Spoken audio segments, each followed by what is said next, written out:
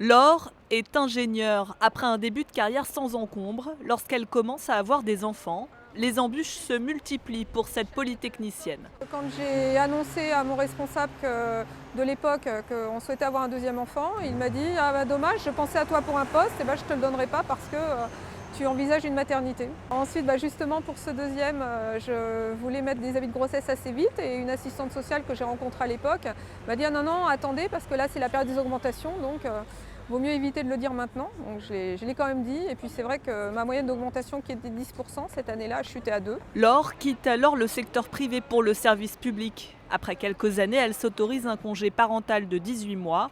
Là encore, au retour, c'est la douche froide. Avant mon congé parental, j'encadrais 60 personnes.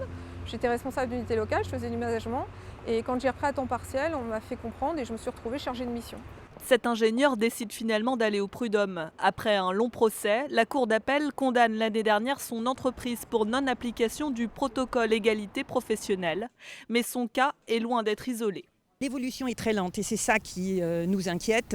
On est à 14% de femmes dans les postes de direction et on n'a gagné que 1 point en 10 ans.